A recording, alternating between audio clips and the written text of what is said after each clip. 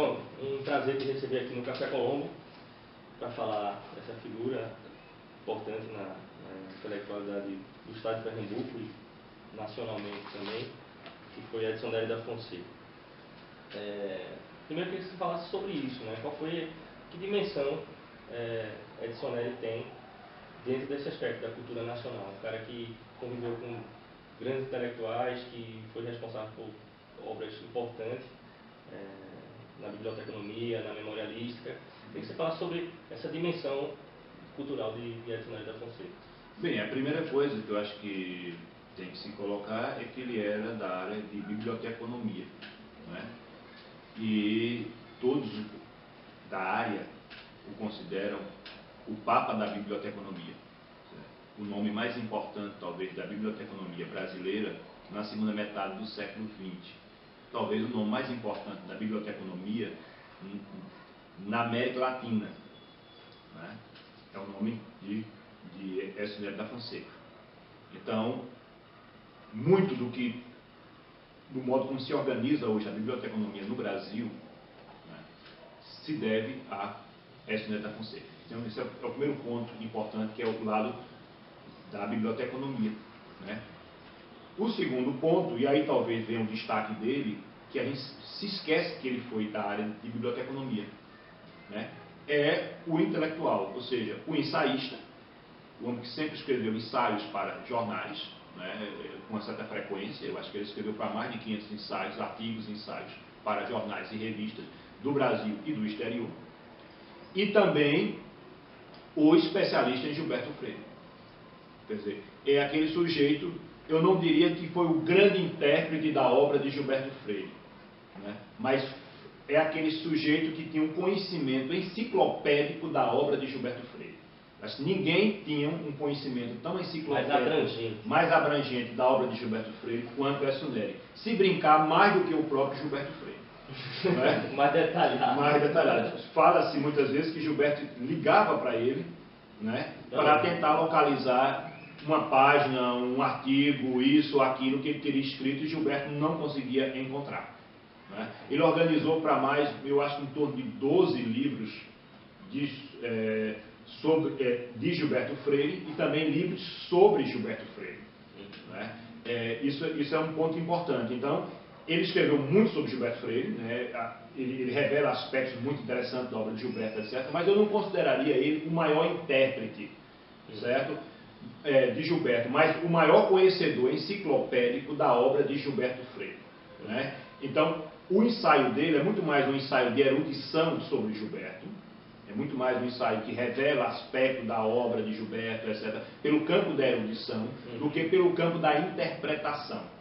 Você não vai ter na obra dele uma interpretação, por exemplo, de Gilberto, como você encontra em Maria Lúcia Paralis Burke, por exemplo, né? Você lê aquele ensaio da Maria Lúcia, um vitoriano nos trópicos, que vai até 33, quando Gilberto escreve Casa Grande Senzala, e aquilo é uma biografia reveladora, né? Como Gilberto lê, o que ele leu, como ele processou, como era o processo dele intelectual e como ele chegou à Casa Grande Senzala e as próprias superações intelectuais de um homem nascido em 1900, onde as ideias de eugenia, do preconceito racial, tudo isso estavam na ordem do dia, essas ideias, né? E são ideias fortes que vão ainda prevalecer até 45, afinal de contas o nazismo se dá em 33 em cima dessas ideias, e como é que esse homem vai superando pouco a pouco essas ideias, né? Vai cruzando informações e escreve Casa Grande Senzala, né? A interpretação que ela dá de Gilberto é uma interpretação brilhante,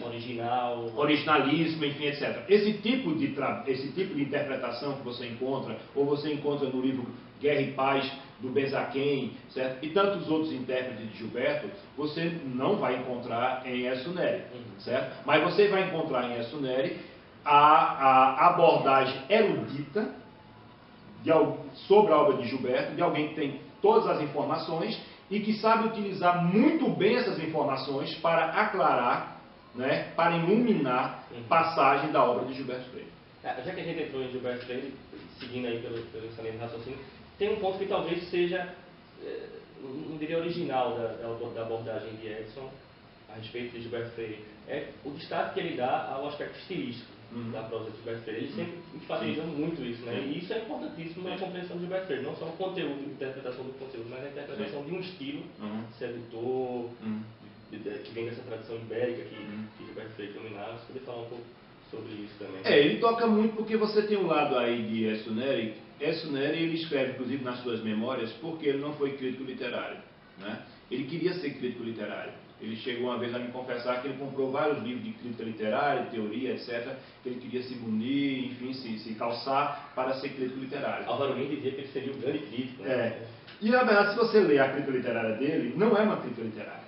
Não é nem uma crítica literária no sentido, digamos, que se fazia na sua geração, que chamaria impressionista. Não é isso. O que ele faz na chamada crítica literária dele é muito mais jogar luz sobre um determinado poema a partir de um lado dele muito importante de Écio Nery, que é o memorialista, né? Écio Nery escreve vários livros de memórias, certo? Inclusive de pessoas que ele conheceu, né? E ele faz exatamente isso com a poesia. Por exemplo, em Alumbramentos e Perplexidades, que é sobre a obra de Manuel Bandeira, são todos os ensaios, você percebe que ele trata de um poema, mas ele pega aquele poema para mostrar o que foi que motivou Bandeira a escrever aquele poema, certo? Por exemplo, por que Bandeira coloca no poema dele, sobre as 3 mulheres do sabonete de Araxá, ele coloca que é às 5 horas da tarde, né, o momento ideal que o cara tem o alumbramento com as 3 mulheres do sabonete de Araxá, certo? E aí ele explica o porquê disso aí, não é? Quer dizer, Bandeira tinha um amigo, um intelectual bastante conhecido, que tinha uma amante, certo? E ele se encontrava com essa amante às 5 horas da tarde, certo? Porque ele dizia que era 5 horas da tarde que as mulheres tinham o cheiro que agradava a ele. Então a mulher tomava banho de manhã e o suor do dia produzia um cheiro que só 5 horas da tarde, em ponto, nem 4, nem 6, mas 5 da tarde, ele produzia aquele cheiro. Elas produziam aquele cheiro. Então ele ia ao encontro dessa amante todos os dias, às 5 horas da tarde, né? Ele transava com ela e depois tomava um banho com o sabonete das 3 mulheres de Araxá, certo? E aí ele contou isso para Bandeira, e Bandeira, no meio do poema, coloca, certo, essa informação velada. E daí Écio Nery perguntou a Bandeira, e Bandeira informou, não é? E aí ele coloca essa informação. Quer dizer, os poemas, ele vai pegando essas informações, o que motivou Bandeira a escrever este ou aquele poema, certo? E ele digamos, uma curiosidade, né? Porque isso não explica o poema, né? Não interessa de onde ele foi buscar às 5 horas da tarde, certo? Interessa o que ele conseguiu fazer isso, transformar isso em linguagem poética, não é? Mas é uma curiosidade. Então não é exatamente uma crítica literária, não é? Mas tem um caráter memorialístico. É interessante como a crítica dele é contaminada por esse caráter memorialístico, certo? A gente está aqui com vários livros do Écio Nery. Eu queria que você falasse um pouco quais são os mais relevantes e qual a importância deles. Olha, no campo da biblioteconomia, Introdução à Biblioteconomia, que é um livro que ele publicou nos anos 90. Quando eu o conheci, foi em 91, eu estava indo para São Paulo para fazer pesquisas para a minha dissertação de mestrado, e eu o encontrei no aeroporto do Recife. Ele estava junto com outro amigo meu, que era Orley Mesquita. E foi Orley que me apresentou a ele. E eu nunca me esqueço, eu já sabia que era Écio Nery, eu ia aos seminários de tropicologia, e lá eu via ele falando, enfim, etc. E ele disse que eu estava escrevendo um livro sobre biblioteconomia, que é uma espécie de súmula dos livros anteriores, né? E eu nunca me esqueço de ele dizer, eu gosto muito de literatura, a ponto que todos os capítulos deste livro têm um epígrafe tirado de uma obra literária. E esse livro vem a ser Introdução à Biblioteconomia, que é o último livro que ele escreve sobre biblioteconomia. Ele estava naquele momento se afastando do campo da biblioteconomia, certo? Então esse é um livro muito relevante e é um livro, inclusive, que continua sendo adotado, certo? Nas universidades. Eu me lembro que o ano passado eu conversando com um professor universitário da área e eu perguntei, ainda se lê? Ele disse, não, é um livro que se lê, é um livro obrigatório na área da biblioteconomia. Então, nesse campo, sim. No campo da obra própria dele, eu observa O Grande Sedutor, que é o último livro dele, que é sobre a obra de Gilberto Freire, onde ele reúne todos os ensaios que ele escreveu sobre Gilberto Freire. Né? Então, esse realmente é um livro muito importante, porque inclusive está na ordem cronológica e você vai vendo o desenvolvimento do pensamento dele, desde que ele conhece Gilberto até os últimos ensaios, certo? De Gilberto. Um livro também que era muito importante dele, apesar que foi muito mal editado, é Em Torno de Gilberto Freire, que ele publicou pela editora Maçangana, que são ensaios mais longos, são 5 ou 6 ensaios longos sobre Gilberto Freire, e é um livro interessante, só que é um livro muito mal editado. É um livro, por exemplo, o primeiro ensaio tem 120, 130 notas de rodapé, e você começa a ler, quando chega na 34ª nota de rodapé, simplesmente as notas continuam no corpo do texto, mas não tem nenhuma informação no rodapé. Desapareceram com a nota de rodapé, certo? Muitas vezes você não sabe quando começa e quando termina um ensaio. Né? É um livro muito mal editado, que merecia ter uma nova edição mais caprichada, certo? Eu observaria também o livro de memória dele, né? O seu livro de memória, Vão-se os Dias e Eu Fico, certo? Memórias e Evocações. Eu gosto muito desse livro, apesar que eu percebo que é um livro apressado. Ele poderia ter se debruçado mais, ele poderia ter colocado mais informações. Ele já faz isso com idade avançada. Na idade avançada. Aí você percebe aquela coisa de quem já está com quase 90 anos, que está com medo de morrer, e está vendo o tempo começar a desaparecer, o tempo que lhe resta, né? E poderia ser um livro mais gordo, mais substancioso, certo? Mas é um livro muito interessante. Outro livro que eu gosto muito dele é esse Recife Revisitado, que é um livro de ensaios também, e também memorialístico, mas sobre o Recife. É um livro todo sobre o Recife, pessoas do Recife, situações no Recife que desapareceram e que, se ele talvez não tivesse registrado neste livro, aquilo tinha desaparecido, certo? Um outro livro dele que me parece muito importante, e aí, novamente sobre Gilberto Freire, é esse Casa Grande e Senzala e a Crítica Brasileira de 33 a 44. Ele reúne neste livro tudo que se escreveu sobre Gilberto Freire, desde que foi publicado Casa Grande e Senzala, até quando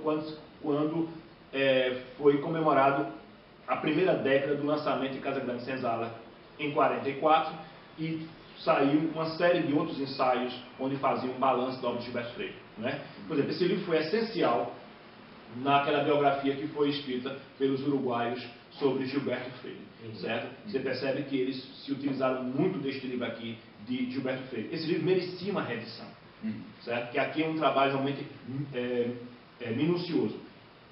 Como organizador, ele organizou várias obras de Gilberto Freire, né? Eu destacaria o da UNB, certo? Quando Gilberto completou 80 anos, esse livro da UNB, certo?